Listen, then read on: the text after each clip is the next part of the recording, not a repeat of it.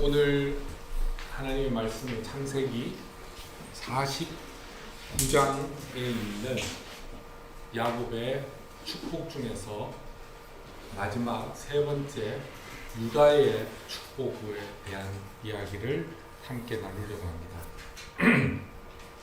유다에 대한 축복의 이야기는 모세가 400년 후에 신명기 33장에서 한 번 더 유다를 향하여서 축복하는 예언을 하고, 그것이 이스라엘 역사에서 나타나고 마지막에 계시록에 보면 유다에 대한 언약에 대한 성취가 계시록에 분명하게 나타납니다.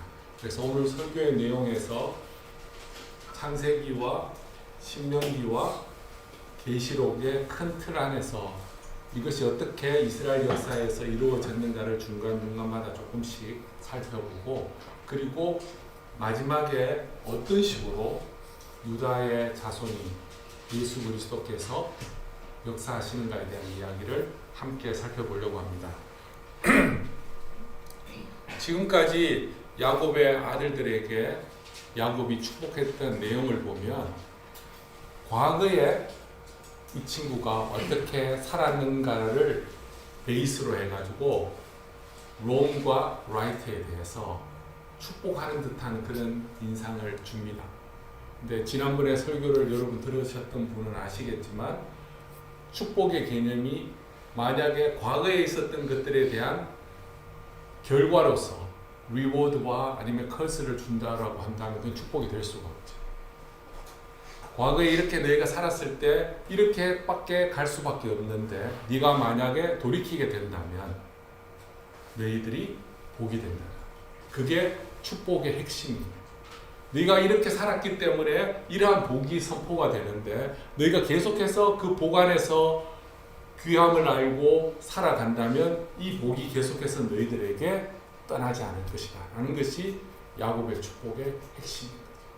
그래서 야곱의 축복에서 아들들을 향하여서 사정없이 비판하는 그런 저주에 가까운 이야기가 나왔을 때도 자식들이 그걸 가지고 아버지가 나를 저주한다고 생각하지 않고 아버지가 나를 축복한다라고 믿는 거죠. 그런 맥락에서 우리가 봤을 때 이건 축복이다라고 이야기할 수 있는 두 사람이 있었죠. 요셉과 유다가 있었습니다. 그러면 오늘은 유다의 인생을 만약에 과거의 인생을 돌아봐서 본다면 창세기 38장에 보면 과거에 형제를 떠나서 유다는 가나안 땅으로 들어갔어요. 형제를 떠난다는 말은 그냥 내가 족을 가지러 가는 것이 아니라 형제들이 지긋지긋해서 버리고 가는 그런 개념이에요. 옛날에는 patriarchal system이라고 하죠. 가부장적인 세대에서는 아버지를 중심으로 모든 가족들이 함께 뭉쳐서 사는 것이 아름다운 가정의 모습이었어요. 그런데 그 가정의 책임이나 이런 모든 것들을 버리고 다른 곳으로 간다는 것은 굉장히 안 좋은 그림이죠. 유다가 그러한 모습을 보여주고 있죠. 가서 또 가나안 여인과 결혼을 합니다. 그리고 가나안 여인을 통하여서 아이를 가지는데 그 아이가 커서 가나안에서 행하는 악한 행위를 그대로 반복을 하게 되죠. 그 일로 인하여서 아들 둘이가 죽게 되고, 그 일 이후에 그의 며느리와 유다가 불미스러운 그런 일들을 이루어내고, 만약에 야곱이 과거의 유다의 모습을 계속해서 머릿속에 기억하였다면 유다에 대한 예언은 거의 때려 죽어야 되는 그런 예언들이 나올 것 같은데 오늘 본문을 보면 유다에 대한 그런 느낌이 전혀 없는 거예요.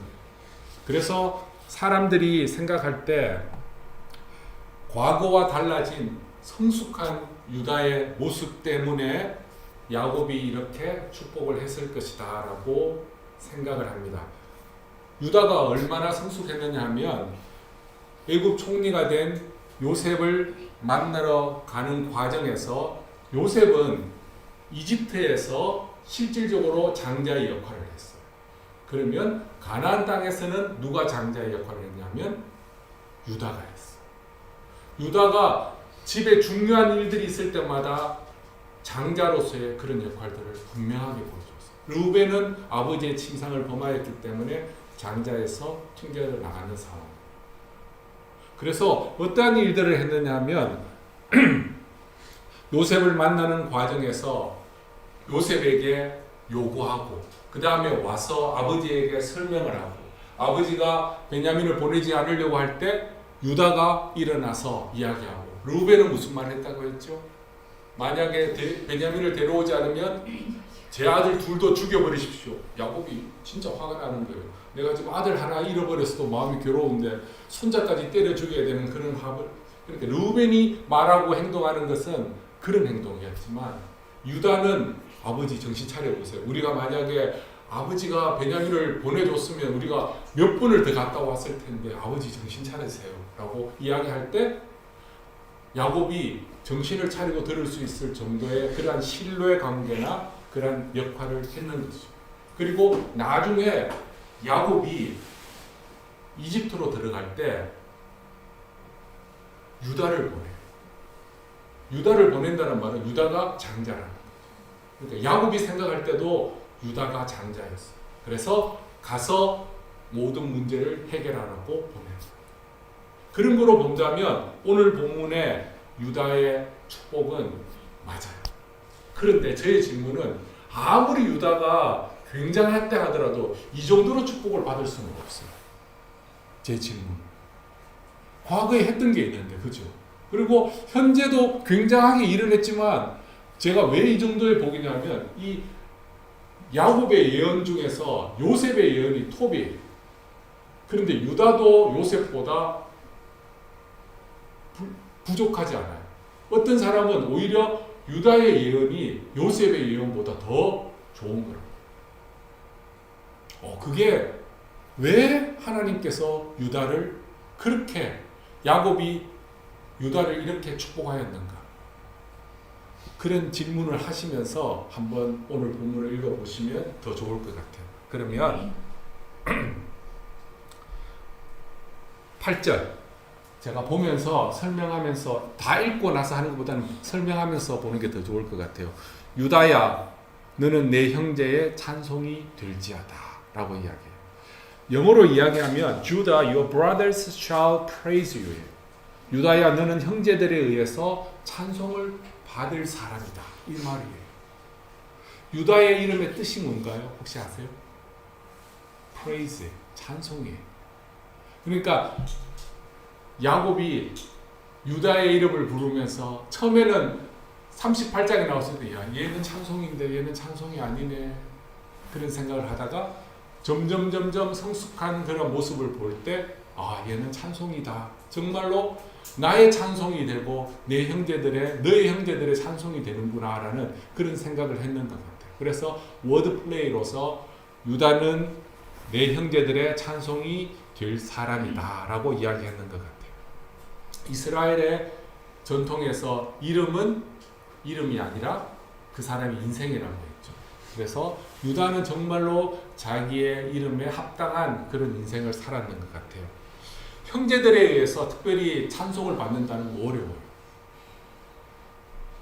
가까이 있는 사람에게 찬송받는 건 진짜 어려워요. 만약에 아내가 남편을 칭찬하면 남편 진짜 감사해요. 반대로 또 남편이 아내를 칭찬하면 그 너무너무 감사할 일이에요. 다른 어떤 것보다도 형제가 형제를 찬송하는 건 엄청난 거예요. 그 형제들 사이에는 누가 들어가 있어요? 재수 씨도 있고 형수님도 있고 좀 더 복잡해져요. 그리고 자매들 간에서도 그렇죠. 복잡해요. 그런데 형제들과 자매들이 서로 찬송할 수 있는 그런 관계는 엄청난 복이에요. 지금 유다는 형제들에 의해서 찬송을 받을 정도의 엄청난 일을 하고 있는 거예요. 왜? 오늘 본문에 보면 왜냐하면 내 손이 내 원수의 목을 잡을 것이요 내 아버지의 아들들이 내 앞에서 절하리로다. 근데 내 아버지의 아들들이 형제들이 자기에게 절을 할 정도로 엄청난 일을 했는 게 뭐냐면 나의 원수, 나의 대적들을 opponent, enemies들을 이 유다가 다 때려잡는 거예요. 지금은 전쟁이 여러분 경험하기가 쉽지는 않아요. 우리가 뉴스나 이런 걸 통해서 그리고 소닐교회 유크레인 사람들 오고 이런 이야기를 통해서 전쟁을 듣지만 전쟁이라는 모든 걸 다 잃어버려요. 가족도 없어지고 모든 것들이 다 없어지는 그런 상황이에요.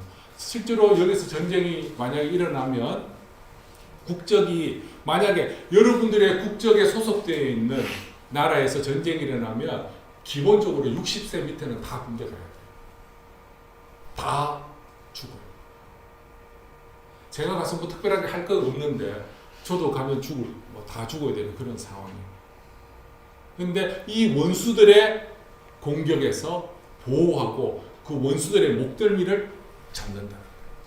목을 잡는다는 무슨 의미예요? 간지를 울고 뭐 이렇게 하는 게 아니라 완전히 잡아가지고 해결한다는 거. 어떤 번역에 의하면 등을 친다고 이야기해요. 완전하게 제압한다는 그런 의미를 가지고 있어요. 사실은 이러한 유다의 탁월함은 400년 후에 모세의 예언에서도 나와요. 신명기 33장 7절에 보면 우리 아리가 가지고 있습니다. 신명기 33장 여러분 한번 읽어보십시오. 시작. 유다에 대한 축복은 이러하니라. 여호와여 유다의 음성을 들으시고 그의 백성에게로 인도하시오며 그의 손으로 자기를 위하여 싸우게 하시고 주께서 도우사 그가 그 대적을 치게 하시기를 원하나이다. 여기는 대적이라고 나오죠. 원수지요. 유다가 형제들이 엎드려서 경배하고 프레이즈할 정도로 했던 것들이 전쟁에서 대적들과 원수들을 찾는 거죠. 자, 그러면 자세한 거는 또 뒤쪽에 계속 나오는데, 그러면 제가 야곱의 축복에서 특이한 점이 뭐라고 했죠? 요셉을 제외하고는 다 동물로 비유를 했다. 그러니까 동물과 식물로 비유했던 이유는 뭐냐면 이해하기 쉽게 하기 위해서. 우리는 동물과 식물로 비유하면 어려워요. 식물도 제대로 키우지도 못하고 동물도 저 집에 공항이 한 마리 지금 요즘에 막 상태 안 좋은 공항이 한 마리 속상해요. 한 마리밖에 없어요. 우리는 막 동물로 비유하면 너무너무 어려워요. 그런데 그 당시에는 와일드한 애니멀스와 집에서 키우는 캐틀스들이 다 있기 때문에 동물로 비유하면 너무너무 이해가 쉬운 거예요. 그의 특징과 약점이나 이런 것들을 금방 알 수 있을 정도. 그래서 야곱이 계속해서 동물에 대해서 비유를 하다가 유다에 대해서는 뭐라고 비유를 하느냐면 유다는 사자 새끼로다 라고 이야기해요. 사자는 고대 근동 지방에서 왕을 상징하는 동물이었어요.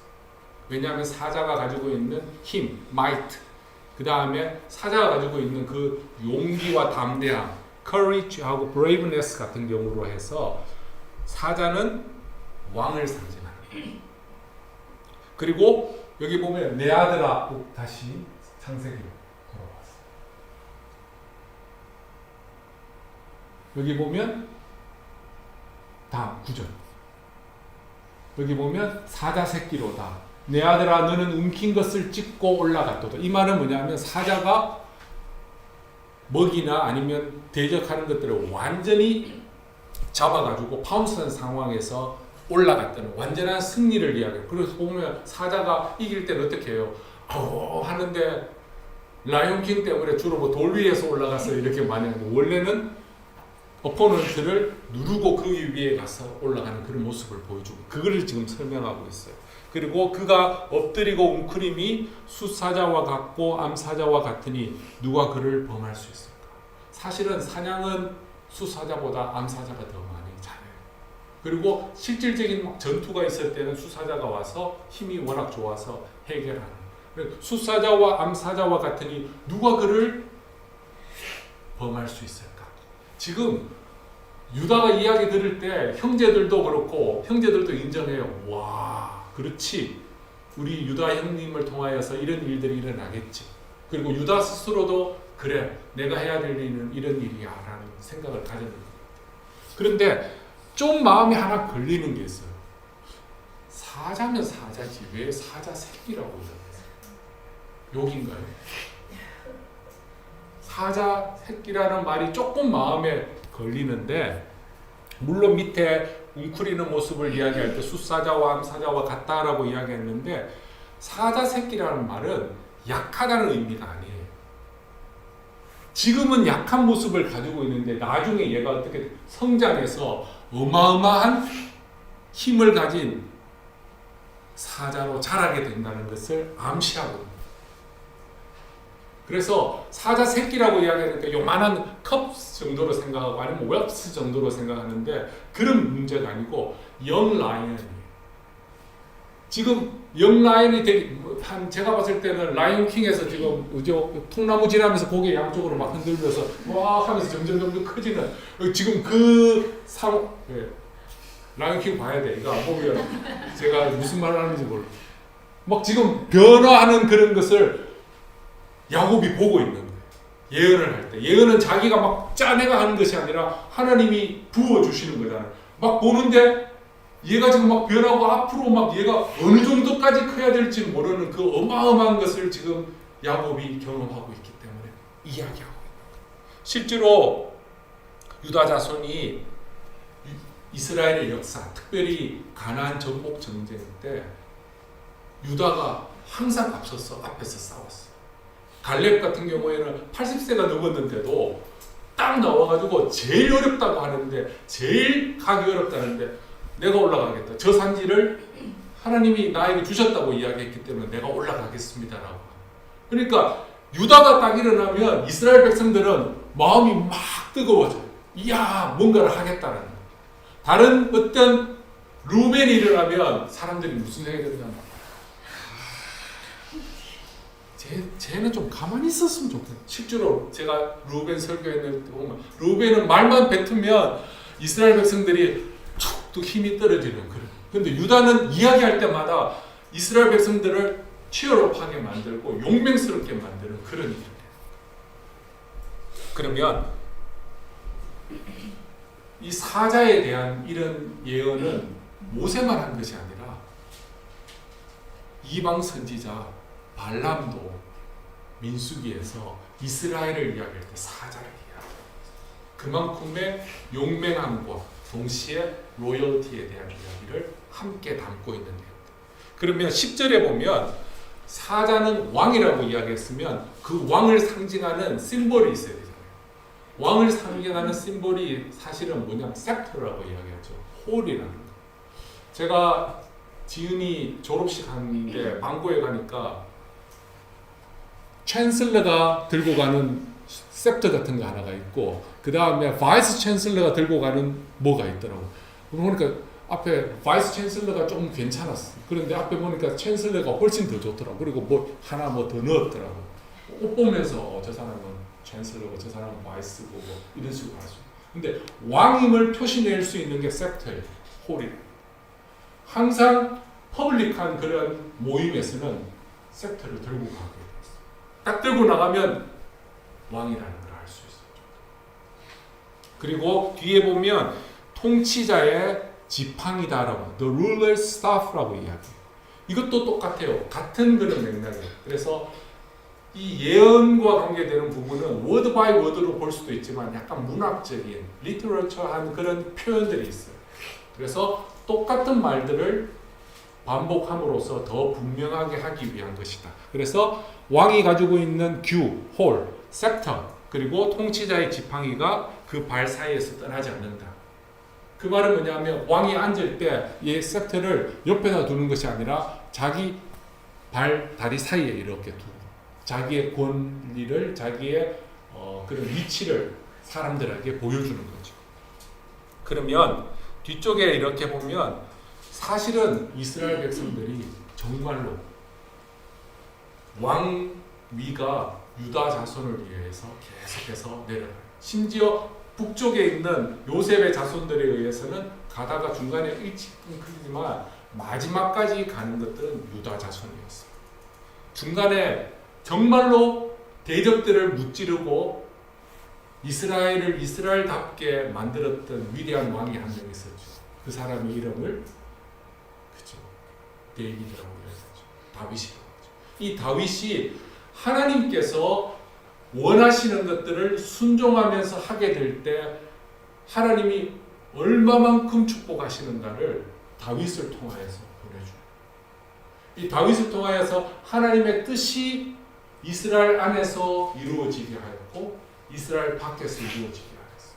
물론 교만하여서 넘어질 때도 있었지만 지은엄마하고 저하고 그런 말을 했어요. 다윗이나 솔로몬 정도 되니까 몇 번 죄 안 지었는 거예요. 우리는 매일매일 죄 짓는 거예요. 내가 만약에 다윗 정도 됐으면 죽어도 여러 번 죽었을 거예요. 다윗 정도 되니까 그 정도 하는 거죠. 신실하게 하나님의 뜻에 순종했던 그 다윗의 후손들에게 계속해서 왕권을 계속해서 내려다 줍니다. 그러면 거의 이제 설명이 되어져 가는데 유다에게 주어진 축복의 핵심은 한번 따라해 보십시오. 대대로 왕이 배출된다. 왕이 계속 단다는 것은 제가 장자의 세 가지의 권리가 있다고 해야겠죠. 여러분들은 이제 이 축복을 이거 마치면서 여러분 확실하게 알 때 첫 번째가 뭐예요? 더블 포션. 갑절의 축복. 다른 말로 이야기하면 번성하게 하시겠다는 의미를 가지고 있어요. 두 번째는 뭐라고 했어요? 프리스트후드. 제사장의 역. 가족들을 대신해서 하나님께 나아가는 그 일을 했어요. 세 번째가 거버넌스. 다스림. 지금 유다에게 이 다스림에 대한 그리고 프리스트후드는 누구한테 갔죠? 레위한테 갔죠. 첫 번째 더블 포션은 누구한테 갔어요? 요셉한테. 루벤이 이거 다 가질 수 있었는데 자기의 욕심 때문에 나갔죠. 자, 그러면 여기 보면 오늘 본문에 보면 히브리 원문에는 이렇게 나와요. 앞에 never라는 말이 있어요. 결코 low라는 말이 있어요. 이 말은 절대로 그 셉터, 규, 홀이 떠나지 않을 것이다. 한 번도 떠난 일이 없고 한 번 그게 주어지면 끝까지 그 왕위가 갈 것이라는 것을 이야기하고 있어요. 그럼 우리가 생각할 때 이스라엘 망하면서 유다 망하면서 끝났는데 아직 안 망했어요. 뭐가 있어요. 그게 바로 예수 그리스도를 통해서 일어나는 거죠. 여기 보면 역대상 5장 1절에 보면 분명하게 이야기해요. 루벤이 장자라도 그의 아버지의 침상을 더럽혔기 때문에 장자의 명분이 이스라엘의 아들 요셉 자손에게 돌아가서 이렇게 분명하게 기록이 되어 있고 5장 2절에는 유다는 형제보다 뛰어나고 주권자 a ruler, a leader, a prince가 유다에게서 났으니 장자의 명분은 요셉에게 있지만 다스리고 하는 이 모든 것들은 유다에게 있다고 역대상 5장 2절에 정확하게 딱 집었어요. 자, 그러면 시편 78편 67절과 69절에 보면 하나님의 최종 통치권은 우리가 생각할 때 보면 요셉이 굉장히 크게 보이는데 유다라고 꼭 집어서 이야기해요. 뭐라고 이야기하면 67절에 보면 요셉의 장막을 버리시며 요셉이 북쪽이잖아요. 에브라임하고 므낫세 버리시고 에브라임 지파를 택하지 아니하시고 오직 유다 지파와 그의 사랑하시는 시온산을 택하시며 하나님의 다스림의 핵심은 철저하게 유다에게 있는 거예요. 여기 보면 계시록 7장 4절에 보면 하나님이 이 사람들은 구원받는 백성이라고 sealed한 인침받은 사의 숫자가 나오는데 첫 번째로 카운트되는 지파가 유다예요. 그러면 하나님 생각은 처음부터 끝까지 유다예요. 왜냐하면 이 유다에 어마어마한 일들이 나타나기 때문에 유다가 어마어마한 일이 뭐냐면 그의 백성들을 보호하고 그의 백성들을 대적으로부터 막아내고 그들이 살아갈 수 있게 하기 때문에 첫 번째다. 뒤에 보면 실로가 오시기까지 이르리니 그의 모든 백성이 복종하는. 이게 실로에 대한 이야기 너무 복잡한데 쉽게 하겠어. 메시아가 오실 때까지. 자, 그러면 아들이 내 앞에서 절하리라. 그리고 모든 백성이 복종하리라. 아들이 전한다는 말은 조금 무슨 뜻인지 아는데 모든 백성이란 말은 이게 스케일이 굉장히 커요. 작게 이야기하면 이스라엘 안이고 밖에 가면 all nations까지 할 수 있어요. 그래서 메시아를 이야기하는 근거가 되는 구절이 바로 여기에 있어요.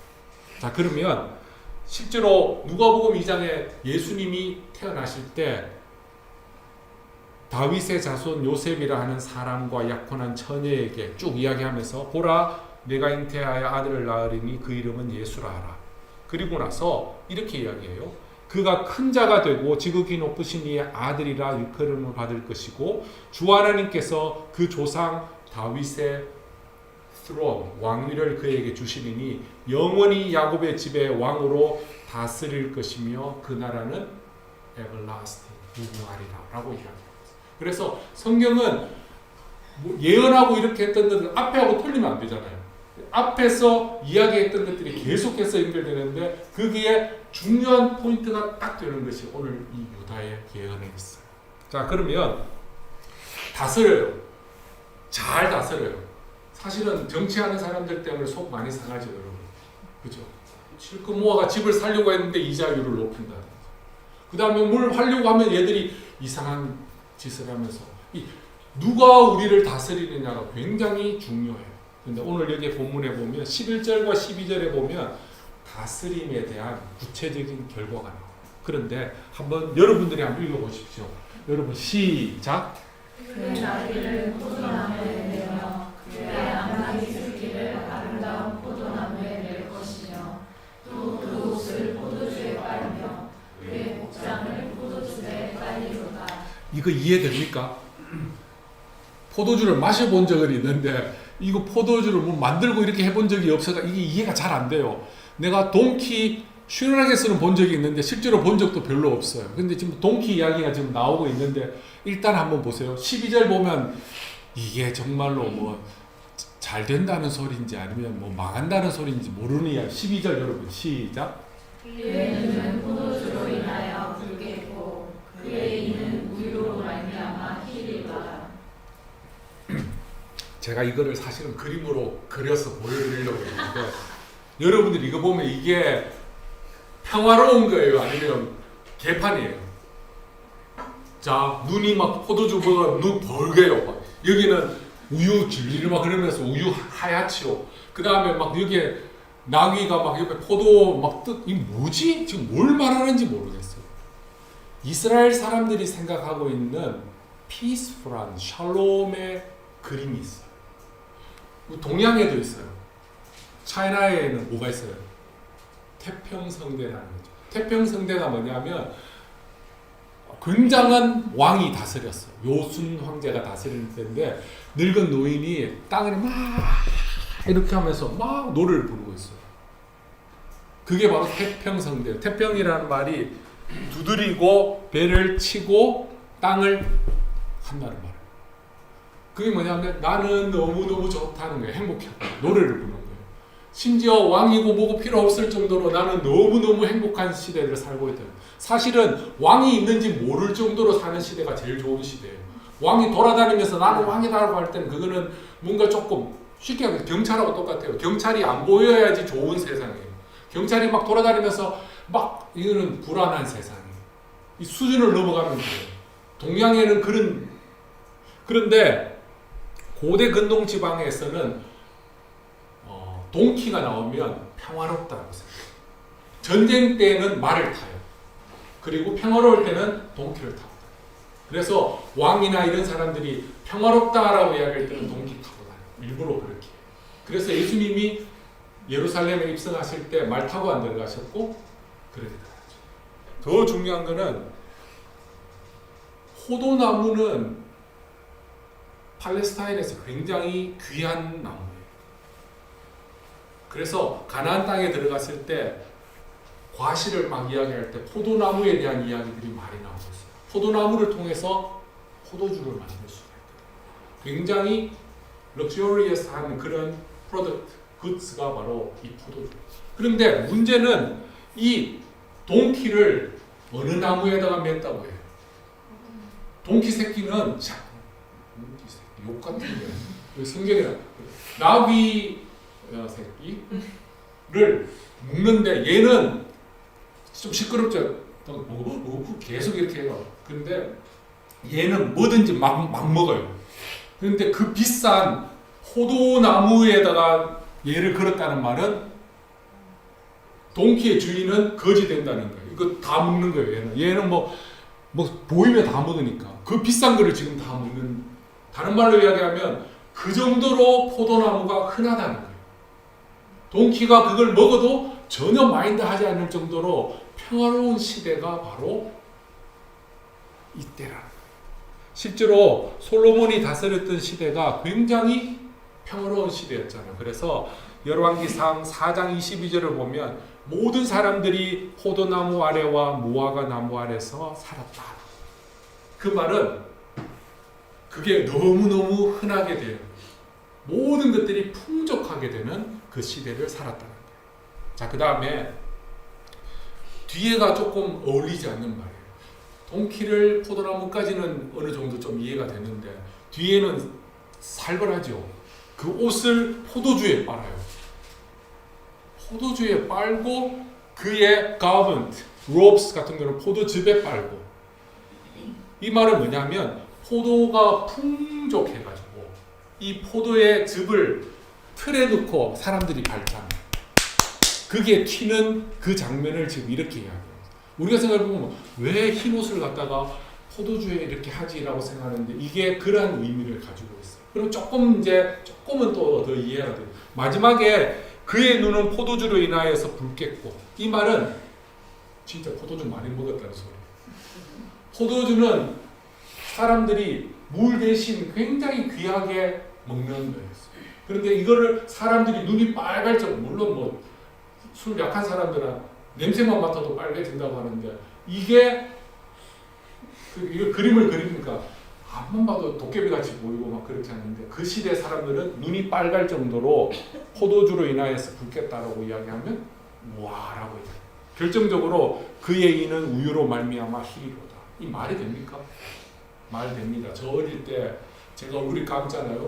저보고 사람들 우유 많이 줘서 우유 먹으면 얼굴 하얘진다고. 지금 생각하면 말도 되지 않는 소리인데 그때는 믿었습니다. 그래서 저는 먹었습니다. 근데 변화가 없었어요. 이 시대의 사람들이 우유를 많이 먹어서 이가 희게 될 정도로 우유를 많이 먹는다는 거예요. 우유는 땅에서 나옵니까? 아니면 누가 만들어냅니까? 동물들이 만들어내는 거예요. 다른 말로 하면 우유가 많다는 말은 뭐가 많다는 말이에요? 우유를 생산할 수 있는 동물들이 어마어마하게 많다는 거예요. 그래서 젖과 꿀이 흐르는 땅이에요. 젖과 꿀이 흐르는 땅은 사람이 살 수 없는 땅이죠. 말 그대로 이야기하면 그게 어떻게 사람이 사는 땅이에요. 젖과 꿀이 흐르는 땅은 꿀은 우리가 알겠죠. 그런데 젖은 그만큼의 동물들이 많은 어마어마하게 풍족한 땅이 된다는 것이 약속의 땅에 대한 설명이에요. 그렇게 말을 하면 정리를 해보면 가나안의 극상품인 포도나무에서 나는 귀한 포도주로서 옷과 복장을 빨 정도고 먹성이 좋은 나귀를 포도나무에 맬 정도로 포도나무가 흔하다는 것을 의미하고 동시에 소와 양과 염소에서 나는 우유가 풍족하게 되어서 이빨이 희게 될 정도로 어번던트하게 되는 세상이 유다가 다스리는 그 시대를 통하여서 그 다스림을 통해서 이루어진다. 이건 진짜 복 중의 복이에요.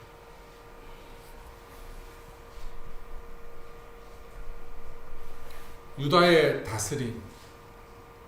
그래서 미가서 5장 2절에 보면 베들레헴 에브라다야 너는 유다 족속 중에 작을지라도 이스라엘을 다스리는 자가 내게서 나올 것이다. 그리고 마가복음 2장 6절에도 똑같이 이야기하죠. 베들레헴아 너는 유다 고을 중에서 가장 작지 아니하도다. 내게서 한 다스리는 자가 나와서 내 백성 이스라엘의 목자가 되겠다. 어떤 리더가 나오느냐에 따라서 어떤 다스림에 따라서 이러한 풍요로움을 겪을 수 있느냐 못 겪느냐. 그러면 근본적인 이야기를 할게요. 왜 다스림이 중요할까요? 인간적으로 지금 우리가 막 이야기했는데 다스림이 왜 중요하냐면 다스림은 다른 하나님의 뜻이다. 이게 왜 하나님의 뜻이에요? 창세기 1장에 보면 하나님이 하나님의 형상으로 사람을 만들어서 이 사람으로 하여금 뭘 하라고 했어요? 세상을 다스리라고 이래. 다스림은 너무너무 중요한 부분이에요. 누군가 앞에 프리스트 후드도 중요하고 더블 포션도 중요하는데 거버넌스, 다스림이 제일 중요해요. 이건 하나님의 뜻이에요. 이 다스림을 통하여서 어번던트한 것도 가능한 거예요. 요셉과 유다의 축복이 야곱의 축복의 핵심이에요. 요셉의 축복은 어번던스예요. 더블 포션이에요. 충만하고 많아지고 이렇게 되는 거예요. 유다는 다스림. 이게 창세기 1장에 또 나오잖아요. 너는 생육하고 번성하고 충만하고 다스리라는 말이에요. 그래서 하나님께서 하나님의 백성들을 향하여서 하나님의 사람들을 향하여서 이러한 일들을 하게 하는 것은 이 땅에서 잘 먹고 잘 살아라라는 그런 의미도 있지만 너로 통하여서 세상이 다 샬롬의 평강을 누리라는 것이 하나님의 뜻인 거예요. 왜 하나님이 너한테 그렇게 지혜를 주고 왜 하나님이 너에게 더 재산을 주고 왜 하나님이 너에게 더 많은 자녀를 주고 이게 하나님의 계획이 그거예요. 땅에 충만하게 어떤 사람 하나님의 형상대로 하나님의 뜻대로 하나님의 방법대로 이 땅에서 살아가는 사람을 하나님이 원하십니다. 그런 관점에서 마지막의 결론은 저기 한번 보세요. 이거는 제가 적은 게 아닙니다. 여기 있는 주니어 처치 애들이 오늘 찬양을 불렀어요. 찬양을 불렀는데 그 노래예요. 당신은 영광의 왕이에요. 그런데 우리하고 버전이 완전히 달라요. 우리는 굉장히 뭐 저스티하게 막 이렇게 부르는데 거기는 거의 뭐 유치원 노래 같은 다다다다디다 이렇게 막 부르는데 저기 보면 제가 빨간 거로 하나만 동그라미를 쳤어요. 그게 뭘까요? 빨간 거. 잘한 그 프린스 오브 피스예요. 이게 한국말로 뭐예요? 평강의 왕이라고 이야기했죠. 프린스가 왕이에요? 왕자잖아요. 이게 너무너무 헷갈리는 거예요. 저거는 왕자라고 분명히 배웠는데 저게 왕이라고 해서 머리가 막 헷갈리는 거예요. 원래 원문에는 다스리는 자. 방백이란 말도 저게 프린스였습니다. 누구에 대한 이름이에요? 예수님에 대한 이름이죠. 저게 피스는 우리가 이야기하는 이 피스예요? 아니면 샬롬이에요? 샬롬이 지금 이 유다를 통하여서 사람들이 샬롬의 평강을 누리는 그 피스의 왕이 오셔서 하시겠다. 다른 말로 이야기하면 지금처럼 전쟁이 있고 지금처럼 어려운 시대에 우리는 저분을 기다려야 돼요. 지은 엄마하고 저하고 이야기했어요.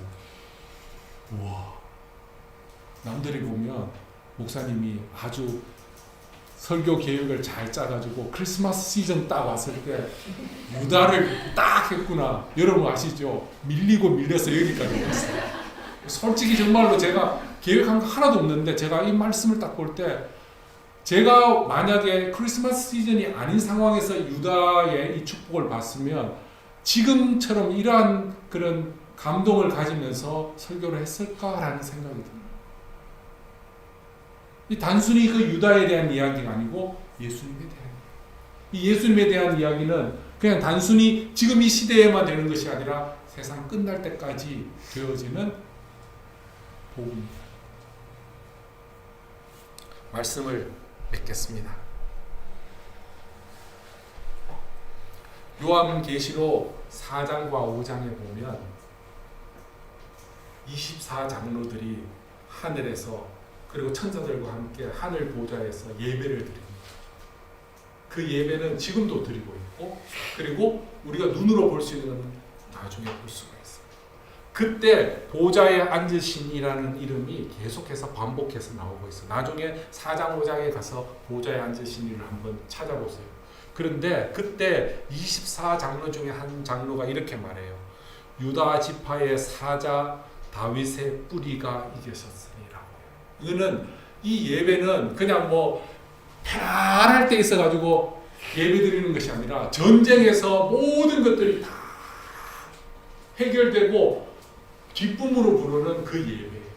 그 예배에서 The Lion of the tribe of Judah, the root of David. 그분이 다스리기 때문에, 그분이 대적들을 다 진멸했기 때문에, 사단을 진멸하고 모든 악한 권세를 해결했기 때문에 우리가 이러한 예배를 드릴 수 있다는 거예요. 그래서 사실은 다윗의 뿌리라는 말을 이렇게 이야기하고 있는데 요한계시록 마지막 22장에 보면 예수님께서 스스로 이렇게 얘기했어요.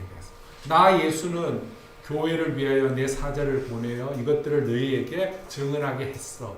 나는 다윗의 뿌리요 자손이니. I am the root and the descendant of David. 그래서 우리가 유다의 이 예언을 통하여서 우리는 무슨 생각을 하느냐면 예수님을 통하여 세상이 다스림을 받게 되면 어떠한 세상이 우리에게 주어집니까? 그게 첫 번째. 두 번째는 우리도 예수의 같은 일을 하는 사람으로 불러주셨죠. 그리스도인이라고 불렀어요. 그리스도라는 말이 메사이아, 메시아와 같은 일을 하기 위해서 우리를 불러주셨어요. 그럼 우리가 하는 일이 뭐예요? 우리가 다스리는 일을 해야 돼요. 여러분들이 속해 있는 집에서, 여러분이 속해 있는 곳에서, 여러분이 속해 있는 직장에서 여러분들이 제대로 된 다스림을 통하여서 여러분들의 그 바운더리 안에 있는 사람들을 어떻게 해야 돼요? 보호하고 그들이 참 샬롬의 평강을 누리게 하는 것이 하나님의 뜻입니다. 유다의 예언이 내하고 관계없는 예수님 오세요라는 거기에 머무는 것이 아니라 예수님 오시기 전까지 우리에게 주어진 사명은 분명하게 있어요. 다스립니다. 어떻게 생각해보면 다스리는 것보다 더블 포션이 더 좋죠. 좀 이게 괜찮고 좀 귀찮지만 프리스트후드도 나쁘지 않는 것 같은데 진짜 핵심은 다스리고 주님이 오시기 전까지 우리가 해야 할 때는 제대로 다스려야 돼요. 그리고 그 제대로 다스림을 가져오실 예수님의 리턴을 기다리는 것이 오늘 크리스마스를 바라보고 나아가는 웨일즈 한인교회에 속해 있는 저와 여러분들이 들어야 할 기쁜 소식, 복음입니다. 기도하겠습니다.